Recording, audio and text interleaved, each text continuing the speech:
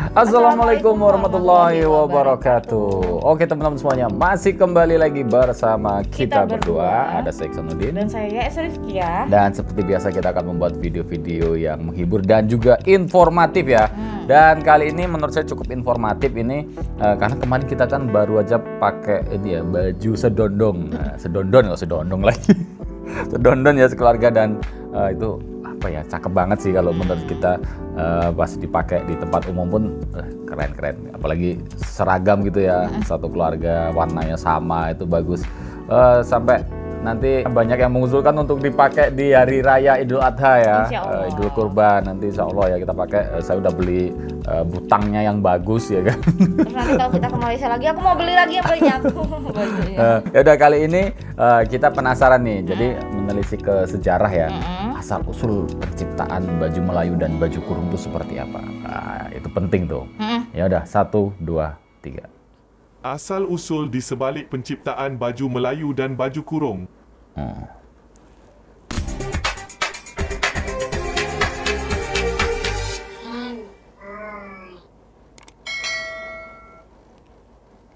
Makna tersirat pada setiap bahagian baju Melayu.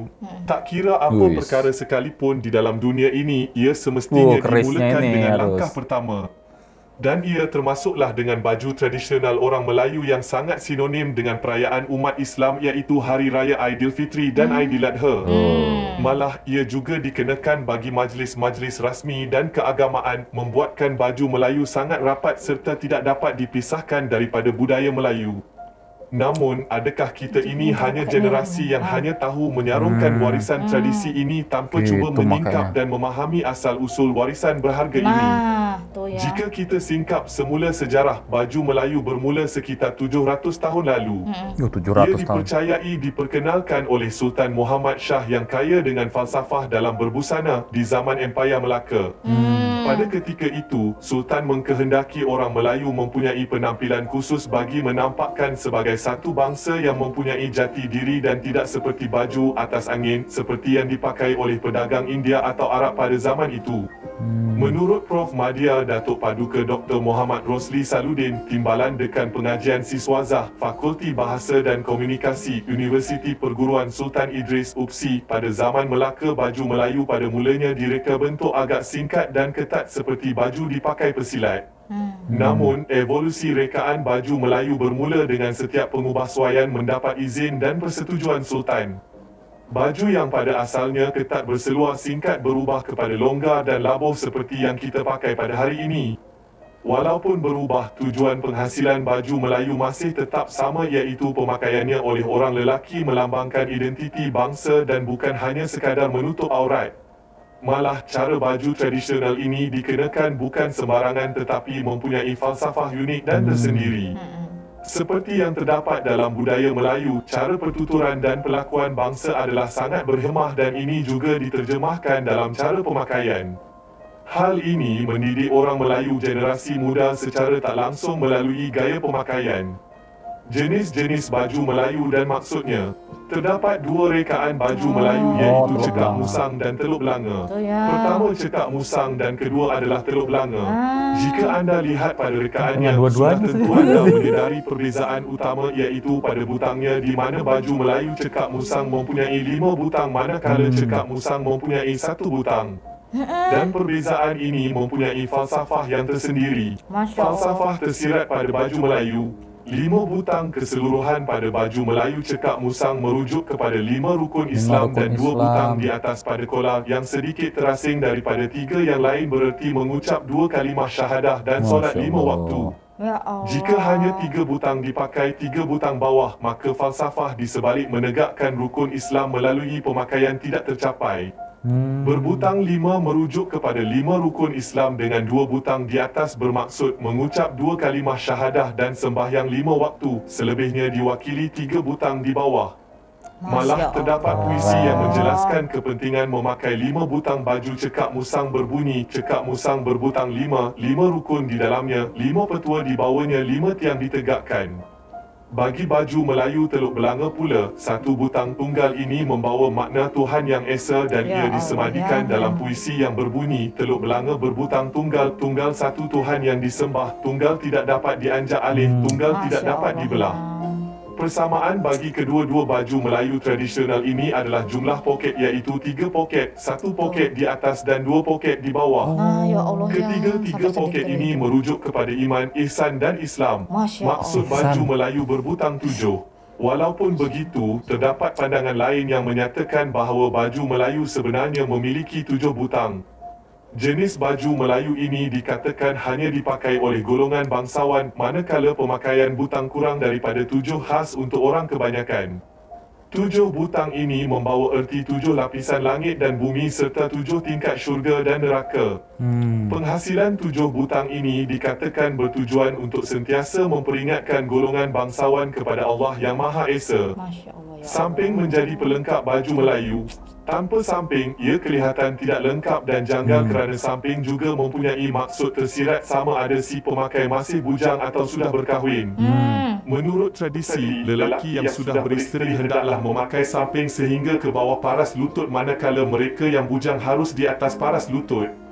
Jika si pemakai sudah berkahwin dan memakai samping di atas paras lutut, ia seolah-olah menandakan dia berhasrat menambah isteri. Seperti butang baju Melayu, samping juga mempunyai puisi tentangnya yang berbunyi, adat memakai samping kok sudah beranak bini. Atau orang yang patut-patut kain samping bawah lutut. Sama setentang paras betis ikat bergulung lurus-lurus. Jika ikat atas lutut itu tandanya nak cari lagi. Harus tahu keadaan ini. Kok anak muda-muda kain labuh di atas lutut? Bagai dubalang masuk gelanggang bagai ayam mencari lawan. Pemakaian samping juga boleh menunjukkan status seseorang dalam masyarakat. Kaum kerabat mengikat kepala samping di sebelah kanan, bangsawan di sebelah kiri dan orang kebanyakan di tengah. Apa yang menyedihkan adalah ilmu dan falsafah tentang pemakaian sebenar baju Melayu langsung tidak diketahui oleh kebanyakan orang pada hari ini. Malah, rekaan baju Melayu kini semakin menghakis sejarah lama dan diubah suai tanpa sebarang falsafah membuatkan ia kelihatan seperti baju yang tiada identiti, apatah lagi hendak melambangkan budaya Melayu. Perkara seperti ini perlu disebarkan agar orang Melayu terutamanya lebih mengenali budaya sendiri dengan lebih dekat lantas mempraktikkannya. Masya Allah, bagus banget ya sejarah. Dunia fashion dilihat telah bergerak dengan sangat pantas untuk sejak beberapa tahun ini. Ia meliputi fashion wanita, lelaki, kanak-kanak, fashion harian dan yang terbaru fashion yang merangkumi kelengkapan COVID-19 yang mana menampilkan pelitup muka sebagai satu item fashion yang paling digunakan ramai. Bercakap mengenai fashion ini lagi, pastinya anda dapat melihat perubahan yang ketara dari segi pemakaian pada zaman moden ini. Para wanita kini tidak lagi menggunakan baju kurung sebagai busana harian. Ia biasanya hanya dapat dilihat sewaktu majlis formal keramaian, majlis perkahwinan dan sewaktu hari raya sahaja. Hal ini kerana individu kini lebih memilih untuk memakai pakaian yang lebih kasual yang mana lebih mudah untuk bergerak.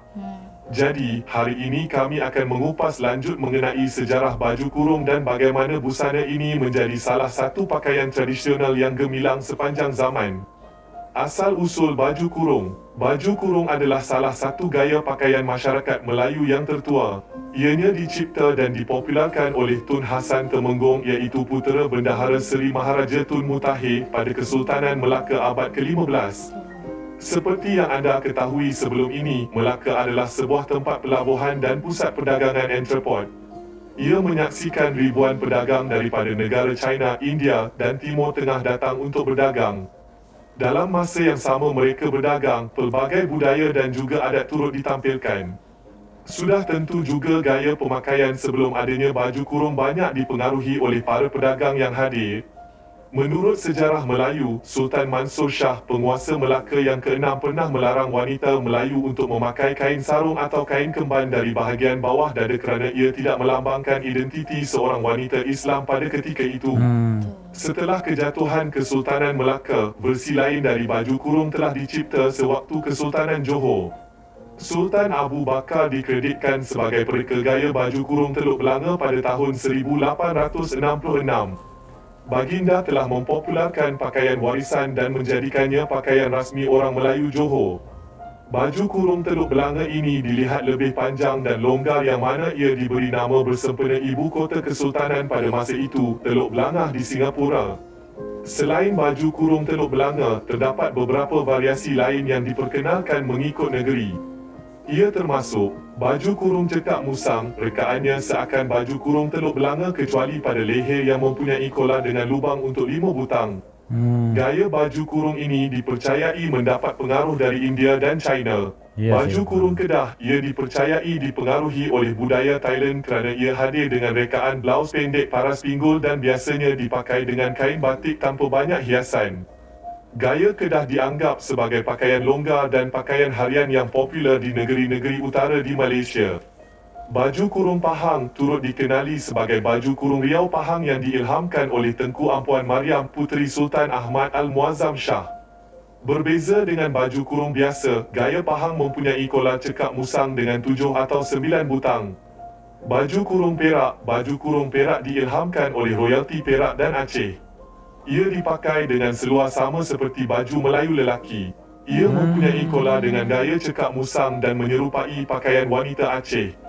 Bagaimana baju kurung kekal gemilang pada zaman moden? Sebagai sebuah negara Islam, Malaysia memperlihatkan budaya yang unik di samping mengekalkan keperluan agama. Baju kurung ini telah memenuhi kriteria wajib yang perlu diambil kira oleh para wanita Islam. Malah, apa yang menarik dengan baju kurung adalah walaupun ia merupakan satu pakaian tradisional yang telah diperkenalkan sejak 1000 tahun yang lalu, namun gayanya masih lagi versatil ditambah lagi apabila kebanyakan para pereka fashion sekarang menggabungkan elemen tradisional dan fashion moden dalam satu rekaan. Antara sebab mengapa baju kurung masih lagi popular dalam kalangan wanita adalah ia mampu menambah kecantikan, keanggunan dan keselamatan kepada para wanita Melayu.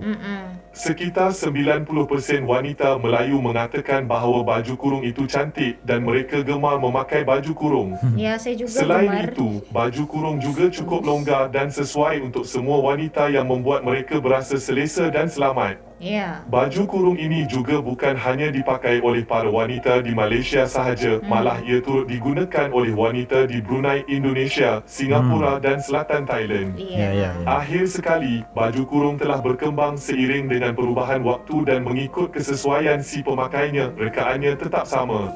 Baju Ia kurung tetap modern. digunakan sebagai item fashion yang masih relevan sehingga ke hari ini. Terima kasih kerana menonton. Jangan lupa ikuti kami di channel Nengok TV. Terima kasih videonya. Akhirnya tahu kan yang bukan hanya pakai aja, kita tahu sejarahnya.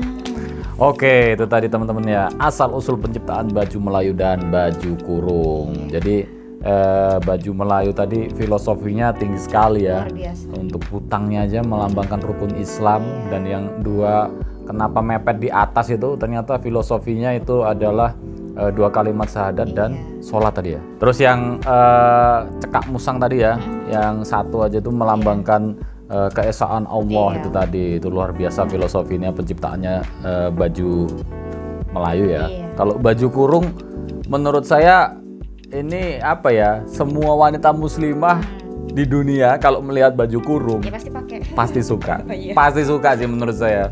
Karena dia menutup auratnya Iya. udah pasti ya, Pasti. udah pasti. Karena dia kan longgar ya, gitu kan. sopan. Terus sopannya Lurus dari atas sampai iya, bawah, anggunnya anggunnya, dapet, cantiknya dapet, Iya, itu benar. pasti gitu loh. Pasti. Dan warna-warnanya itu kan Banyak bagus-bagus. banget. Heeh. Dan ada yang motif-motif juga kan itu. Jadi kayaknya tuh benar, bukan hanya harus punya satu ya, harus punya banyak gitu ya. Dan iya. dipakai keseharian juga nggak apa-apa gitu sebenarnya. Yang apalagi udah versi modern gitu Iya, loh. yang lebih sekarang. modern lagi kan banyak juga banyak. ya. Apalagi Sopan. kita kan sebenarnya udah pengen punya baju Melayu sama Dari baju kurung tuh kemarin udah lama dari banget. tahun lalu Dulu, sebenarnya, dari lebaran tahun lalu iya. teman-teman. Itu kita Tapi sempet pengen pesen online. Cuma apa ya, waktu itu Kemarin mikir kita chat bulan bintang belum dibalas juga mau beli. waktu itu nemu iklannya bagus banget, Iya. warna-warninya tuh mencolok gitu loh. Iya. Ada warna kuning, Iya. warna hijau, itu Iya. bagus banget, warna Hitam biru. juga bagus. Setelan atas bawah gitu, Keren yang cowok, yang ceweknya juga sewarna gitu. Iya, semuanya bagus kalau namanya untuk Lebaran itu untuk Idul Adha, Idul Fitri itu banyak ya toko-toko memang Malaysia. Ya udah, segitu aja. Tapi belum beli online. Untuk kali ini ya ini benar-benar informatif lah buat kita. Jadi untuk kedepannya kan cara pakainya itu udah tahu, terus termasuk butangnya harus 5, terus cara pakai ikat sampingnya itu bisa juga sebenarnya kita yang kemarin udah bisa sebenarnya, cuman YouTube. Jenis kainnya kemarin yang kita contoh di TikTok itu kainnya kan lembut, lebih lemes gitu loh. Yang punya saya itu kan agak kaku dia, jadi agak susah diikatnya. Jadi besok bisa beli lagi yang kalau di sini ada nggak sih yang ada kali ya? Iya, nggak ada kayak mungkin harus ada beli sih di mungkin. Malaysia aja juga. Online kemarin juga butang aja belinya di luar negeri ya, nggak ada di dalam negeri jualan. Belinya di Shopee. Iya benar. Shopee online gampang. Di luar negeri semua. Ya udah segitu aja untuk video kali ini. Nanti kita sambung untuk video-video informatif berikutnya, atau teman-teman ada rekomendasi video informatif bisa komen di kolom komentar atau ke DM Instagram ya. Terima kasih dan kita akhiri. Wassalamualaikum warahmatullahi wabarakatuh. Bye-bye.